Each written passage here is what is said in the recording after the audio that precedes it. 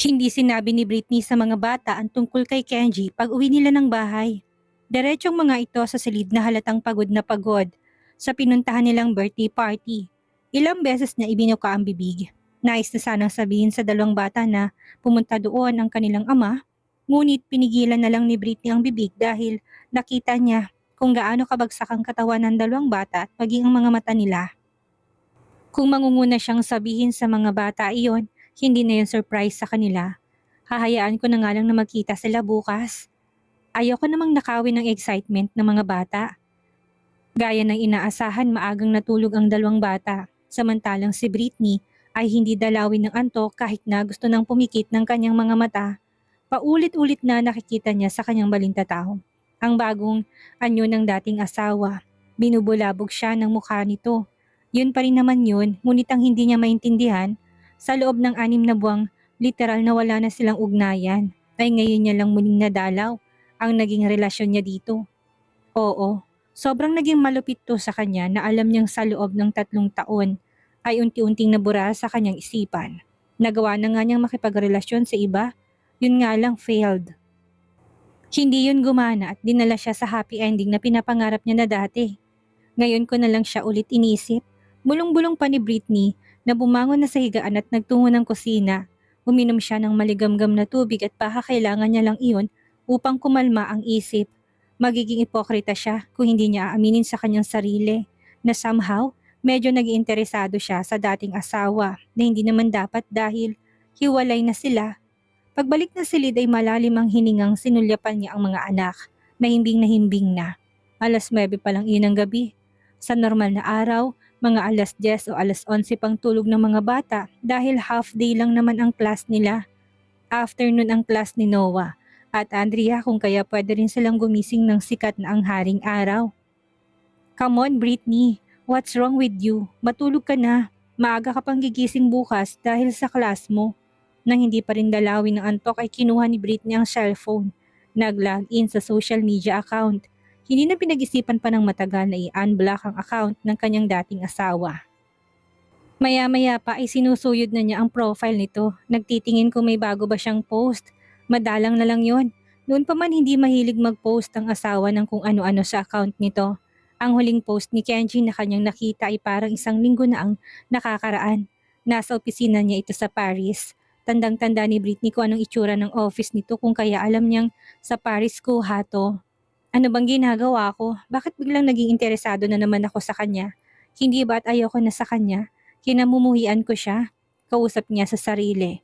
Habang binalikan niya ang inbox kung saan nag-end-to-end encryption ito, kaya naman ang iba hindi na niya mabasa at walang planong basahin. Bumalik siya sa kabilang banda nang makaramdam ng ngalay ang braso. Hindi pa doon natapos ang kabaliwan ni Britney. Nagtungo pa siya sa Google search upang magbasa ng fresh article nito matapos na mag-exit sa account niya. Wala namang kakaiba doon maliban sa mangilan-ngilang niyang interview. Ayon doon ay 1 buwan na pala itong nakakabalik sa kumpanya dahil paunti-unti nang siyang nakakalakad. Dahil sikat na negosyante siya, nagkaroon pa siya ng ilang interview na ng isang personalidad. Anong motivation mo para ma-achieve mong goals mo na muling makalakad? I mean, para muli mong isipin na kaya mo muling makaalis sa pagkakaupo sa wheelchair. May inspirasyon ka ba? Ngumiti na muna to at ilang sandaling nag-isip. Hindi na malayo ni Britney na hindi na pala kumukurap ang kanyang mga mata na nakatingin sa screen. Hinihintay na marinig ang isasagot ng dati niyang asawa. May decisions and mistakes in life na hanggang ngayon ay patuloy na pinagsisisihan ko. Yun ang naging motivation ko para muling makalakad. Para may tamang pagkakamali. Hindi pa naman huli ang lahat. What do you mean, Mr. Barrowell, na parang may tamang pagkakamali? Hindi na natuloy pa ni Britney ang panunood dahil gumalaw na si Noah at yumakap sa kanyang leeg. Pinatay niya ang phone dahil ang liwanag noon ay maaring mabulabog ang himbing ng tulog ng anak. Tinapik-tapik niya ang isang hita ni Noah. Hindi mawala sa kanyang isipan ang naging sagot ni Kenji. Kami ba ang tinutukoy niya? Kami ba ni Noah ang naging inspirasyon niya? Sa napanood ay lalong hindi makatulog si Britney. Mas lalo pang naging magulo ang isipan niya nang dahil dito. Hindi niya pa rin mahanap ang antok kanina na hindi niya alam kung saan lupalop na lumipad. Another shot! May kalakasang sambit ni Kenji matapos na inumin Ang pangatlo niyang shot ng whiskey na animo ay hindi man lang naapektuhan ng kanyang lalamunan. Nasa loob siya ng isang bar. Ibinigay naman agad yon ng bartender. Nakaupo siya sa mismong bar counter. Hindi alintanang paligid. Kanina patulog na sana siya nang mag-check siya ng pangalan ng dating asawa sa social media. Alam niya nakablock siya sa kanya kung kaya naman inaasahan na niyang hindi niya ito makikita gamit ang account. Maliban na lang sa common friends nila na recent ay may post na kasama sila sa tags gaya na lang ni Althea at ng bayaw niyang si Renz. Ngunit kanina pagtingin niya, lumabas ang profile nito. Hindi man sila friends, nakita niyang ibang public post nito. Active na active ang babae sa SOCMED. Did she unblock me now? Tanong niya sa sarili na biglang napabangon sa kanyang pagkakahiga. Ilang beses siyang nagtipa ng message para dito. Matapos na magtungo sa conversation nila, ngunit agad niya ring binura. Hindi siya pwedeng basta na lang ulit magpapadalos-dalos ngayon. Kailangang maingat ang bawat galaw niya, lalo na sa harapan ng dating asawa. Kailangan niya magpa-impressed. Ayaw na niyang bumalik pa sila sa dating relasyon. Unexpected man na parang bumait na muli si Britney sa kanya, na dati pa naman ay mabait na ito, ayaw niyang muling maabusong babae. At dumating sa puntong pagbawalan na naman siyang makitang mga bata. Hindi naman ito ang pakay niya sa bansang iyon. Sinong niloloko mo, Kenji? Huwag ka nga magpanggap. Isa siya sa mga goals mo na muling makuha kahit na hindi mo naman talaga alam kung natuloy bang kasal nila ng nobyo niyang taga dito. Muli pa siyang nag-order ng ilang shot ng whiskey. Dahil siguro sa magulo niyang isipan kung kaya naman parang hindi tumatalab ang lahat ng shot na kanyang nilalaklak. Noon na lang din siya muling nagtungo sa bar. Uminom siya ngunit sa opisina o kung hindi naman ay sa bahay lang para safe kung sakaling malasing siya. Mabilis siyang malasing dahil matagal ang naging pahinga ng katawan sa alak. Ngunit iba ang gabing iyon. Parang nabuhay ang dati niyang katauhan na sobrang matatag sa bawat shot na alak. Wala siyang suot na singsing, malamang hindi natuloy. Hiyaw ng kabilang bahagi ng kanyang isipan. Kanina, noong sabihin ni Britney na ipapalinis niyang isa sa mga silid sa kanilang bahay, ay parang gusto na niyang bumigay at biglang i-cancel ang hotel room na kanyang nabook at doon na lang mamalagi ng isang linggo. Sobrang excited ang naramdaman niya at ni-imagine na rin niya na pagising ng umaga, sila agad ang makikita niya. Ngunit dahil ipinangako niya sa kanyang sarili na hindi niya na ito pipilitin at bibigyan ng anumang problema, ay paninindigan ng mga bata na lang naman talaga ang siyang pakay niya, ay tinuloy niya pa rin ang pananatili sa hotel na nauna na niyang nakuha. Naisip niya na sa susunod na lang na bakasyon, uunahan na niyang doon manatili dahil paniguradong hindi na ito nakakailang at nakakahiya. Another shot, sir? Yes, please. Bago tunggain ni Kenji ang pang-15 niyang shot ng whiskey, ay iginala na muna niyang mga mata sa paligid ng bar. Simple lang ang bar, hindi malaki, hindi maliit. Ngunit halatang may class ang bawat customer. Sila yung tipo ng mga taong naroon lang sandali, hindi rin maingay na kagaya ng normal na bar. Last na shot na yon. Uuwi na siya sa hotel ng walking distance lang naman sa bar na yon. Bukod sa lumalalim ng gabi ay nag-aalala siya na baka tanghaliin siya ng gising kinabukasan. Gusto pa naman niyang maagang magtungo sa tahanan ni na Britney para mas mahabang pagsasama nila ng mga bata. Idagdag pa na nararamdaman na niya ang epekto ng alak na kanyang mga nilaklak kanina na parang tubig lang. Baka mamaya mas malasing pa siya, mas delikado yon dahil solo pa naman siya ngayon at hindi niya isinamang sekretary niyang si Caroline. Nauna na niyang pinabalik to ng Pilipinas mula Paris. Napaawang ang labi ni Kenji at hindi na matanggal ang tingin sa babaeng bagong dating. Naprenting na upo 2 upuan ng layo sa kanya na nasa harap lang din ng counter ng bartender. Kahit na malayo ay amoy na amoy niyang pamilyar na pabangong suot nito mula nang makilala niya ito at maging nobya. Hindi siya nagpalit ng pabango, mahinang bulong niya na humigpit ng hawak sa shot glass. Mabilis na niyang ibinalik ang mga mata sa kanyang hawak na baso. Dumagungdong ng tibok ng kanyang puso. Kung kanina hindi siya nakakaramdam ng lasing, para ngayon itutumba na siya. Yun ang naging epekto ng pagkakita niya sa kanyang dating asawa na nasa parehong bar niya ngayon. What is your order, ma'am? The usual? Sagot nito gamit ang banayad na boses na dinig ni Kenji. Palagi ba siyang nagtutungo dito? May katagpo ba siya pero wala naman siyang kasama? Imposible naman nakikitain niyang kasintahan niya. Parang sirang plakang tanong ni Kenji sa kanyang sarili. Ininom na lang ng lalaki ang kanyang shot at pagkatapos noon ay kinuha na niyang bill upang bayaran yon. Aalis na siya, hindi pwedeng makita siya ng dating asawa doon At baka kung ano pa ang isipin nito, oras na masulyapan siya. Ayaw pa naman niya na madungisan ang kanyang pangalan ngayon dahil matino na siya. Matapos na makuha ni Kenji ang card na kanyang pinangbayad ay tumayo na siya. Agad nagbuhol ang kanyang mga binti na parang bigla na lang doong nanghina. Biglang naging maalon ang tingin niya, lalo na mga ilaw ng paligid. Unti-unti niyang naramdaman ang epekto ng mga shots na kanyang ininom. Tinrider siya nito. Umikot ang mundo niya na unti-unting naging malabo. Pakaramdam niya ay namanhid ang kanyang buong katawan, dala ng alak. Ilang sandali pa ay walang prenong bumagsak ang katawan niya. Napaupo na siya sa sahig ng bar at dahil manhid, hindi na niya ininda pa ang malakas na pagbagsak niya. "Sir," yun ang huling narinig ni Kenji bago tuluyang yumukong ulo sa sobrang kalasingan. Kuryosong napatingin si Britney nang makitang pagbagsak ng bulto ng katawan ng lalaki, hindi kalayuan sa kanya. Nakatalikod ito kung kaya naman hindi niya makitang buong mukha. Napailing siya. Muling ibinalik ang mga mata sa bartender na ginagawa ng kanyang order ng alak. May mga waiter na lumapit na sa lalaki at pilit nung ginigising, ngunit mukhang langung-lango ang lalaki sa ininom na alak. Gusto niya sanang makiasyoso pa, pero mas pinili na lang niyang hindi. Hindi siya pumunta doon para makialam sa problema ng ibang tao. Nagtungo siya doon upang saglit na libangin ang kanyang sarili at uminom ng dalawi na rin ng antok pagbalik niya ng bahay mamaya. Hindi siya magpapakalasing. Iinom lang ng kaunti.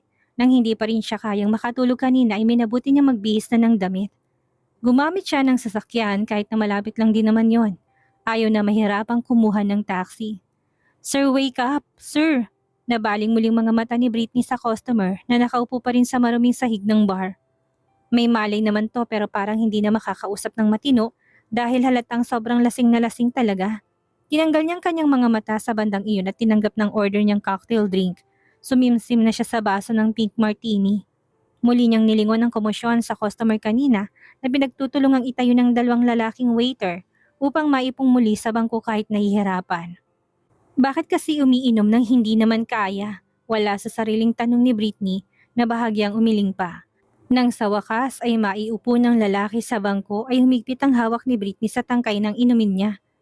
Hulog ang panga niya na naburong mga mata sa mukha ng customer na langung-lango sa alak. Good Lord! "Kenji?" Bulalas niyang naibaba ng inumin at nagawa ng makatayo sa kanyang upuan. "Do you know him, ma'am?" Tanong ng bartender na kaharap niya kung saan nakitang pagkagulat niya. Wala sa sariling tumango doon si Britney na nasa kay Kenji pa rin ang mga mata. Tumingala na kasi si Kenji habang malit na nakadilat ang mga mata. Yung tipong parang mababaling ulo niya sa sobrang hina. Lumapit ang bartender sa mga waiter at bumulong. Ilang sandali pa'y napabaling na sila sa pwesto niya. Hindi na siya nakapag-isip ng tama. Kumuha siya ng pera sa loob ng kanyang bag. Hindi pa man ubos ang kanyang inumin at walang ngiming nilapitan na niyang dating asawa. Napag-alaman niya kung ilang shot ng whiskey ininom nito. Napahawak na si Britney sa kanyang noo. Hindi alam kung bakit lalasingin ni Kenji ang kanyang sarili ng ganun karaming shots. Mukhang okay na naman to kanina nang makita. "Can you help me carry him to my car?" Agad na tumalim ang mga waiter ng bar. Nauna nang lumabas si Britney ng bar na pinagpapawisan. Hindi niya alam kung bakit niya ginagawa yon, dapat na wala naman siyang pakialam pa. Pero sinong tutulong sa dating asawa ko hindi siya? Mag-isa lang ito. Wala ang kanyang palaging kabuntot na sekretary niya. Saka baka mamaya ay mapahamak pa ito doon. Mawala ng gamit sa katawan o mas malala pa doon. "Thank you," sambit ni Britney na nagbigay ng tips sa kanila. Matapos na maiupo sa passenger seat si Kenji. Hindi agad umalis si Britney sa parking area kung nasa ng kanyang sasakyan. Sapo ang noong ilang minuto niyang pinagmamasdan ang mukha ng lango sa alak ng dating asawa. Nasa driver seat ni siya at nagawa na rin niyang lagyan ng seatbelt ang katawan ni Kenji kahit naabot-abot pang kanyang kaba. Ang lapit kasi ng mukha nito sa kanya at amoy na amoy niyang alak na kanyang ininom sa hininga nito. Ilang beses siyang napahinga ng malalim. Problemadong nilingon na muli si Kenji na nakasandal ng ulo sa backrest ng kanyang upuan. Kung kanina ay medyo dilat ang mga mata nito, ngayon ay tuluyan na itong nagsara na parang mahimbing na itong natutulog. Tinignan niya ang wallet nito at cellphone na nakapatong sa may unahan ng sasakyan.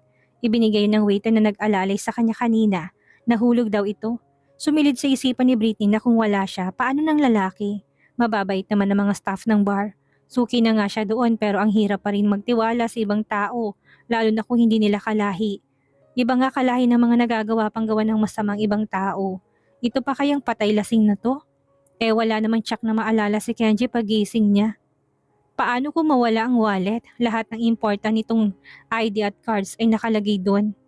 Mamaya gamitin pa yun sa masama kaya tama lang ang ginawa niya. Yun ang patuloy na kumbinsi ng babae sa kanyang sarili dahil nawiwirduhan na siya kanina pa. Ano ba namang pumasok sa utak mo at naglasing ka, Kenji? Akala ko ba maaga ka bukas? Labas niya na sa loobing kahit na alam niyang wala itong kakayahang sumagot sa kanyang mga katanungan. Wala rin itong kakayahang marinig siya dahil paniguradong wala itong maalala pagising niya. Nasa ibang bansa ka, nakalimutan mo yatang bagay na yon. Paano kung wala ako sa bar na yon ha? Paano ka na doon? Kinagat na ni Britney ang pang-ibabang labi niya. Natatawa siya sa kanyang sarili. Pinapagalitan niya ito gayong hindi naman siya nito maririnig. Yun ang bagay na hindi niya nagawa nung mag-asawa pa sila. Yung kada uwi ng bahay na lasing, palagi siyang walang imik dahil takot siyang masaktan ng asawa. Ipinilig niya ang ulo, ayaw nang balikan ang madilim na bahaging yon ng kanilang naging relasyon nito. Isumbong kaya kita sa kapatid mo. Alam ba ng pamilya mong nandito ka sa Malaysia ha? Naku talaga. Pwede naman kasing uminom pero wag namang sobra. Magtira ka ng pang-uwi. Hindi sagad-sagad. Binuhay na ni Britney ang makina ng kanyang sasakyan matapos na muli niyang sulyapan ang namumulang mukha ni Kenji. Hindi na naman niya mapigilang tumahip ang kanyang dibdib. Kabadong-kabadong muli. Saang hotel ka ba naka-check-in? Diyos ko, paghuhulain mo pa talaga ako. Sabi ko kasi na sa bahay ka na lang tumuloy. May patanggi-tanggi ka pang nalalaman. E di sana masarap na ngayon ang tulog mo. Minabuti ni Britney magpalibot-libot lang sa neighborhood. Umaasa siya na mabilis lang mahihimasmasan si Kenji. Ngunit nakaisang oras na yata silang paikot-ikot doon ay wala pa ring pagbabago dito. Wala pa ring malay ang lalaki na hindi nga ito nagdidilat ng mata kahit na binibilisan niyang takbo sa humps. Umuwi na nga lang tayo sa bahay. Baka sikat ng haring araw ay tulog ka pa rin. May klase pa naman ako bukas na hindi ko pwedeng i-cancel na lang ng biglaan. Pambihira ka talagang lalaki ka, oo. Binilisan na ni Britney na niliko ang kanyang sasakyan upang tumbukin ang kalsadang pauwi ng townhouse. Ni hindi man lang niya na-enjoy ang kanyang drinks. Nag-uwi pa siya ng dating asawang lasing. Kung hindi lang siya dito concern, nung kang makikialam siya kanina. Nasa ibang bansa kasi sila at isa pa, ama pa rin naman siya ni Noah kahit na hindi maganda ang kanilang pinagsamahan sa nakaraan. Ama ng anak niya. Umayos ka nga ng lakad. Kapag tayo natumba, tingnan mo. Angin ni Britney na pilit inaalalayan si Kenji. Mahinang umungo lang ito na para bang may konting ulirat ang katawan pero mas lamang ang mahina at walang lakas. Nasa loob na sila ng elevator. Ginising niya ito ngunit maliit pa rin ang mapungay na mata. Ilang segundo siya nitong tinitigan kanina na ang buong akala niya ay mahihimasmasan kapag nakita siya. Mali siya, walang naging epekto yun sa lalaki. Lango pa rin ito, nagagawa naman itong makalakad ngunit kailangan ng suporta upang huwag matumba. Ibinigay ni Britney ang buong lakas. Pasalamat na lang siya at hindi pa marami ang kanyang naiinom dahil paniguradong dalawa silang lasing na uuwi at hindi na alam ni Britney kung anong mangyayari sa kanila. Sa halip din na magising ang mga maid ay diniretso na lang niya si Kenji sa katabing silid nilang mag-iina. Yun kasi ang mas malapit. Pagod ng katawang lupa niya na alalayan to. Kung sa malayo niya pa ito dadalhin, paniguradong hahapuin na siya. Hirap na nga siyang iakyat ito ng hagdan. Pinilit lang niya na kinaya. Lumiwanag ang buong silid nang buksan niyang main switch ng mga ilaw doon. Mabuti na lang at every week, nagpapalit ang maid ng bedsheet doon kung kaya walang alikabok ang kwarto kahit na hindi niya ipalinis. Binitawan niyang katawan ni Kenji nang matapat na sa kama. Pabalagbag na kagad nung bumagsak na bahagya pang napaigik. Nang dahil siguro sa pressure ng pagbagsak, hapong-hapong nasapo na naman ni Britney ang basang-basa sa pawis na noo. Daig niya pang nagbuhat ng mabigat noon. Pahirap eh. Ikot na mga mata ni Britney na pamarcha ng tinungong pintuan. Sinara niya na yon. Muli siyang bumaba upang uminom ng tubig. Uhaw na uhaw siya. Ilang beses siyang tumingala sa ikalawang palapag ng townhouse. Napailing. Hindi pa rin makapaniwalang naroon si Kenji. Wala sa sariling nagsalin siya ng tubig sa ininumang baso't nang muling umakyat ay dinala niya iyon sa silid na pinagdalhan niya kay Kenji. Tandang-tanda niya pa kapag lasing ito at naalimpungatan, tubig ang una nitong hinahanap. kaya naman ang magkukusang dalhan ito. Just in case lang naman, nilapag niya yun sa bedside table. Binuhay ang lamp, muli niyang tinignan ang katawan nitong nakabalagbag sa higaan. Muling gumapang ang pag-alala sa kanyang mukha na hindi naman dapat. Tinignan niyang mahaba nitong mga binti na okay na ulit. Hindi pa rin makapaniwalang nakakapaglakad na to. Pasalamat ka na may konti pa ako natitirang pag-aalala sa'yo. May ingat na hinila ni Britney ang katawan ni Kenji upang maiayos niyang higa ng katawan nito. Nakalaylay kasi ang dalawang binti nito na nakatukod sa sahig ng silid. Kung hahayaan niya, baka mamaya mangalay. May history pa naman to ng pagkalumpo. Baka makaapekto yun at bumalik muli yon. Nang maayos na niya ay kinumutan niya pa ito. Wala sa sariling naupo siya sa gilid ng kama. Hindi na maalis sa mga mata sa mukha ni Kenji. Aminin niya man o hindi, may banda ng puso niyang nagsasabi na somehow ay namiss niyang lalaki. Parang may sariling buhay na inangat niya ang kamay. Dumapo yun sa mukha ni Kenji. Hinagod ni Britney gamit ang likod ng kanyang palad ang panga nito. Wala itong pinagbago, gwapo pa rin naman lalo na kapag tulog. Parang anghel, ngunit kapag gising ay kabaliktaran na yun nito. Ano bang ginagawa mo sa kanya, Britney? Gulantang na malakas na kastigo ng babae sa kanyang sarili.